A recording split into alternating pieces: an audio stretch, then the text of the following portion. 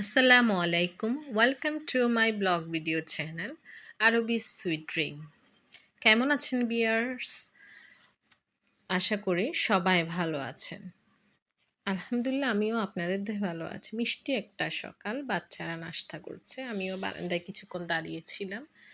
তো বাচ্চাদেরকে স্যান্ডউইচ বানিয়ে দিয়েছি, ওরা খাচ্ছে। ওরা স্যান্ডউইচ খেতে অনেক পছন্দ করে। তো আমি এভাবে তেলে না ভেজে, সকালে আসলে অয়েলি খাবার খাওয়া যেহেতু ভালো না, সেহেতু এভাবে করে বানিয়ে দিই। ডিম দিয়ে, শসা, ওখানে সস এগুলা দিয়ে বানাই। আচ্ছা বলো, বাবাকে ইংলিশে কি বলে? মাকে কি বলে? বোনকে কি বলে? জুড়ে বলো। ভাইকে কি বলে? ব্রাদার। হ্যাঁ, আবার বলো তো, বাবাকে কি বলে? হ্যাঁ, জুড়ে বলো একটু। বাবাকে কি বলে বলছি আমি? হ্যাঁ, আরো জুড়ে বলো। মাকে কি বলে? ভাইকে কি বলে? ব্রাদার। ব্রাদার। ব্রাদার। হ্যাঁ, তারপর হচ্ছে বোনকে বলো। হ্যাঁ, নানু দাদুকে কি বলে? নানু দাদুকে নানু দাদু। তোমার নিনিকে তুমি বলবে যে গ্র্যান্ড মাদার। গ্র্যান্ড। হ্যাঁ, নানা, তারপর দাদা, এদেরকে কি বলবা? Grand father. Grand father.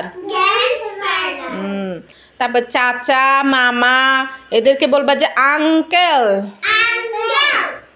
Uncle uncle তো এমনিই বলো না, সবাইকে আঙ্কেলই বলতে হয়। তারপরে হচ্ছে তোমার হচ্ছে যে ফুফু, তারপরে চাচি, এদেরকে কি বলবা? আন্টি। তারপরে হচ্ছে যে তোমার এই কাজিন, যারা চাচাতো বোন, মামাতো বোন, এদেরকে বলবা যে কি? কাজিন। কাজিন। নিজের ভাই বোনকে কি বলবা? নিজের বোনকে বলবা সিস্টার। আর নিজের ভাইকে বলবা ব্রাদার। আর হচ্ছে চাচাতো, মামাতো, ভাই বোন সবাইকে ক্ষেত্রে বলবা যে কাজিন। কি বলবো? জুড়ে বলো। কাজিন। হ্যাঁ, আবার বলো, বাবাকে কি বলবা? মাকে কি বলবা? তারপরে বোনকে কি বলবা? ভাইকে কি বলবা? হ্যাঁ, নানুকে কি বলবা? নানু দাদুকে গ্র্যান্ড মাদার। নানা দাদাকে কি বলবা? ফাদার। Grand father. তারপরে হচ্ছে ফুফাতো, মামাতো, ভাই বোনকে কি বলবা? কাজিন। কাজিন। ফুফু, চাচি, ওনাদেরকে কি বলবা? আন্টি। হ্যাঁ, আর চাচা, মামা, এদেরকে বলবা আঙ্কেল। মনে থাকবে তো? আচ্ছা, অলবডির নাম বলো তো। মাতা। তুমিও বলো সোয়াদ। নাক। চোখ। ঠোঁট। হ্যাঁ, জিহ্বা। দাঁত। হাত। পা। পুরা শরীরকে কি বলবা? পুরা মুখকে কি বলবা? আঙ্গুলকে কি বলবা? মনে থাকবে? আর হচ্ছে হিয়ারত্ব চুল। হিয়ারত্ব চুল। ইয়ারত্ব কান। হিয়ারত্ব চুল। ইয়ারত্ব কান। ইয়ারত্ব কান। হিয়ারত্ব চুল। মনে থাকবে? ওকে, আজকে এই পর্যন্ত। তো খাওয়া শেষ করে আমি বাচ্চাদের পড়িয়ে এখন চলে আসলাম। রান্নাঘরে এগুলো টুকিটাকি কাজগুলো করতে। আজকে হচ্ছে অনেক আসলে জিনিসপত্র জমে গেছে, এগুলো একটু ধুবো, ভালো করে ওয়াশ করব। তো কাজ করছি আজকে আসলে আলু ভর্তা রেসিপিতে, আর হচ্ছে ডাল, সে কারণে হচ্ছে আলু ভর্তাটার জন্য আমি আলুও তাড়াতাড়ি করে সিদ্ধ করে রেখে দেবো, পরে ঠান্ডা হলে এগুলো সিলে ভর্তা করতে হবে। তো আজকে আমি একটু স্টাডিতেও বসবো, যেহেতু কাজটা একটু বেশি নিজেকে সময় দিব, বাচ্চাদের সময় দিতে হবে। সে কারণে হচ্ছে আমি আর্লি আজকে উঠলাম, কাজকর্ম শেষ করে ফেলতেছি। আর রান্না বান্না অতিরিক্ত ঝামেলাটা আজকে রাখি নাই। তো অলমোস্ট আমার ধোয়াধুয়ি শেষ। ধোয়ার পরে আসলে চারিদিক দিয়ে হয় কি, বিম দিয়ে যেহেতু ধুই আসলে পানি সাবানের পানি টানি পড়ে একটা অবস্থা হয়ে যায়। সাথে সাথে যদি একটু মুছে ফেলা যায় ভালো, মুছে কাপড়টাও একটু সাবান দিয়ে ওয়াশ করে ফেললাম বিম দিয়ে। তো ওয়াশ করা শেষে হচ্ছে আমি এখন আলুগুলা নিব ধোয়ার জন্য। তো কাপড়টা একটু ধুয়ে নিচ্ছি ভালো করে কচলিয়ে, কারণ এটা দিয়ে আমি সবসময় হচ্ছে মোছার কাজগুলো করি রান্নাঘরে, তো এটা তৈলাক্ত হয়ে যায়। এই তো তো এখন আমি আলুগুলা নিব। আলুগুলা হচ্ছে দেশি আলু, সেহেতু বেশি ভালি একদম, সেজন্য হচ্ছে বালিগুলো ভালো করে ধুয়ে ফেলতে হবে। তো আলুগুলো ধুচ্ছি, ধোয়ার সাথে সাথে সিল্কাগুলো অর্ধেক উঠে যাচ্ছে। সিল্কা উঠলে আলুগুলো ভালো করে ওয়াশ করতে হবে। অনেক বালি, এত বালি লেগে থাকে। আসলে দেশি আলু যেগুলো শীতকালে হচ্ছে যে পাওয়া যায়, নতুন আলু আর কি, এগুলাতে ভিজা ভিজা হয় সিল্কাগুলো, আর হচ্ছে সিল্কার সাথে অনেক বালি লেগে থাকে, লাগে যে জমি থেকে মনে হয় বালিগুলো সব উঠে নিয়ে এসে ওরা বিক্রি করতেছে। তো এই অবস্থা, এগুলো ভালো করে ওয়াশ করতেছি, না হলে বালি বাঁচবে। তো ওয়াশ করে আসলে আমি প্রেশার কুকারেই বসিয়ে দেব তাড়াতাড়ি করে হওয়ার জন্য, যেহেতু আমরা সিলিন্ডার গ্যাস ইউজ করি। তো প্রেশার কুকারেই বসাবো, নাহলে গ্যাসটা একটু বেশি লাগে। শীতকাল, এখন সব কিছু গরম খেতে হয় এমনিতেই। তো প্রেশার কুকার নিলাম, এখন বসিয়ে দিব। গল্প করতে করতে আপনাদের সাথে আসলে করে আমার ফেললাম। তো রান্নাঘর থেকে এসে আমি এখন নিজেকে একটু সময় দিচ্ছি, আমার স্টাডিতে একটু সময় দিচ্ছি। তো বাচ্চারা খেলছে, বাচ্চাদেরকে আমি সব সময় বারান্দায় খেলতে দিয়ে, সব খেলনা বের করে দিয়ে, খেলতে দিয়ে বুলিয়ে ভালিয়ে এভাবে পড়তে বসি। যেহেতু আম্মু আসলে সেলাই কাজ করে, আবার হচ্ছে উনি হাতের কাজ করে, বিভিন্ন কাজে ব্যস্ত থাকে।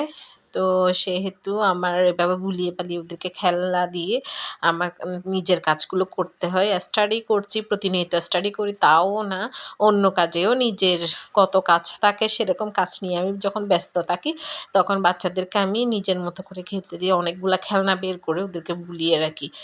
তো আমি এভাবে হচ্ছে নিজেদেরকে সময় দিই। আমার মনে হয় সবার নিজস্ব একটা টাইম আছে, যতই বাচ্চা কাচ্চা থাকুক, হাজব্যান্ড থাকুক, ফ্যামিলি থাকুক, বাবা মা থাকুক, নিজস্ব একটা টাইম নিজেকে তৈরি করতে হয়, নিজেকে সময় দিতে হয়। কারণ নিজেরও তো অনেক কাজ থাকতে পারে। তো সেহেতু একটা টাইম বের করে নিজেকে একটু সময় দেওয়াটা অনেক অনেক জরুরি। আসলে সবার জন্যই ভালো। নিজেকে সময় না দিলে হয় কি, নিজের যত্ন নেওয়া হয় না, নিজের প্রতি খেয়াল রাখা হয় না, নিজের বোধ শক্তিটা আসলে আস্তে আস্তে কমে যায়, নিজস্ব কিছু বলতে আসলে থাকে না।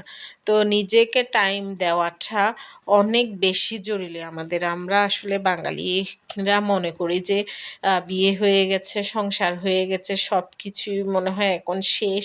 হ্যাঁ, ইসলাম হচ্ছে বলেছে হাজব্যান্ড যা করে তা যা বলে তাই করতে। কিন্তু সেটা হচ্ছে বললেও নিজের একটা টাইম আছে। সেটা তো আর হাসব্যান্ড মানা করবে না, তুমি নিজেকে টাইম দিও না। তো আমার টাইমটা আমার বের করতে হবে, সেটাই। তো যেভাবে হোক, সব মেয়েদের উচিত আসলে নিজেকে একটু টাইম দেওয়া, নিজের মতো করে নিজের খেয়াল রাখা। অল্প কিছুক্ষণ সময় হলেও নিজেকে সময় দেওয়া খুবই খুবই প্রয়োজন আমার মতে। তো আমি এভাবে দিই, অন্য কেউ হয়তো অন্যভাবে সময়টা বের করে। তো আমি প্রকৃতি দেখতে দেখতে আলু ভর্তা করার জন্য বারান্দায় চলে আসলাম। বারান্দায় বসে বসে আজকে আলু ভর্তাটা করব, কারণ প্রকৃতি দেখতে দেখতে কাজ করার মজাটাই আলাদা আসলে।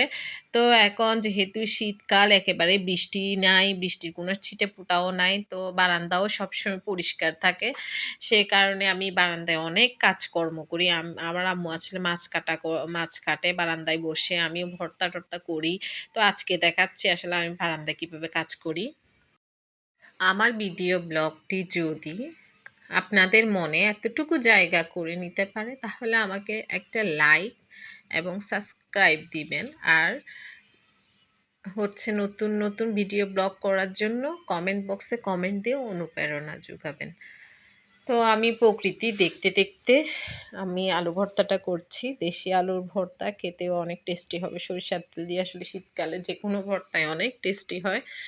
তো আমি যেহেতু একটু শীতকালে ভর্তা খাওয়া, আসলে শাক খাওয়া, সবজি খাওয়া এগুলো বেশি পছন্দ করি।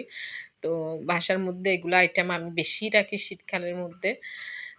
তো আমি ভর্তা বানাচ্ছি আর প্রকৃতি দেখছি। আসলে হ্যাঁ, হয় কি যে কোনো কিছুতে বাহিরে কাজ করলে, যেমন ধরেন গ্রামের মধ্যে উঠোনে কাজ করে, এগুলা দেখলে আসলে অনেক যেমন সুন্দর লাগে। তো আমি বারান্দায় বসে যেহেতু ভর্তা বানাচ্ছি, তো ভাবছি যে আমি মনে হয় উঠানে বসে বসে কাজ করতেছি। গ্রামের একটা ভাব চলে আসছে আমার। মানে আর প্রকৃতি দেখতেছি, এপাশ ওপাশ কতক্ষণ পর পর তাকাচ্ছি আর দেখতেছি। আমার খুব ভালো লাগতেছে আসলে। এত ভালো লাগতেছে বলার বাহিরে। হ্যাঁ, তো আমি এখন সবকিছু এড করে নিব। ভর্তাটার আলুটা মাখানো শেষ। তো পেঁয়াজটা আমি আসলে তেলে একটু ব্রাউন করে নিয়েছি। ব্রাউন করে নিলে ভালো লাগে। সরিষার তেল দিয়েই করেছি। তো লবণ হচ্ছে দিলাম। লবণটা স্বাদ মতো, যে যার টেস্ট মতো দিবেন। আলু ভর্তায় যতটুকু প্রয়োজন ততটুকু দিবেন। ততটুকু দিলাম আমিও। তো আলু ভর্তাটা আসলে অনেক ইজি। আমি এটাতে আসলে ধনিয়া পাতাটা মিক্স করব না। কারণ এটা আমি আবার একটু সরিষার তেল দিয়ে ওটা চুলায় দিব। একটু ব্রাউন করে নেব ভর্তা করার পরে। তো সেটা তো দেখাবো না আর, সেজন্য বলে দিচ্ছি কেন ধনিয়া পাতাটা দিচ্ছি না। তখন আমি চুলার মধ্যে হয়ে আসলে ব্রাউন কালার তখন দিব ধনিয়া পাতাটা। তো ওটা খেতে আরও বেশি টেস্টি চুলায় যেটা ব্রাউন করে নেওয়া হয় মাখার পরে। এটা আসলে করে খেয়ে দেখলেই বোঝা যাবে অনেক টেস্টি হয়। তো এখানে অল্প একটু সরিষার তেল দিলাম, যেহেতু আমি চুলায় আর একটু সরিষার তেল দিয়ে ব্রাউন করব। তো দিয়ে মাখাচ্ছি ভর্তাটা, আর এদিক সেদিক দেখছি এত সুন্দর লাগছে ভিউ। মানে লাগতেছে যে আমি বাহিরেই বসে আছি উঠানের মধ্যে, সেরকম ফিল হচ্ছে একটা। মারাত্মক সুন্দর লাগতেছে চারপাশটা। কারণ শীতকালে হচ্ছে অতিরিক্ত রোদ থাকে না দুপুর থেকে, আবার বৃষ্টি হয় না, পরিষ্কার থাকে চারিদিকটা। এখন শীত গিয়ে যেহেতু বসন্ত আসবে, গাছের পাতাগুলো আস্তে আস্তে একটু একটু করে পাতা আবার মেলতেছে। খুব সুন্দর লাগছে প্রকৃতিটা। আমি ভর্তা বানাচ্ছি আর দেখতেছি এত সুন্দর একটা পরিবেশ তৈরি হয়েছে। বারান্দায় কাজ করলে আসলে এরকমই হয়। আম্মু সবসময় বলে বারান্দায় বসে বসে কাজ করবি। আমাদের যেহেতু বাসা এটাতে 4টা বারান্দা, তো সমস্যা হয় না। তো আসলে আমি আম্মুর কথা মতোই আজকে ট্রাই করলাম বারান্দায় বসে কাজ করতে কেমন লাগে সেটাই। তো কেমন হলো ভিডিওটি জানাবেন। Thanks for watching. Allah Hafiz.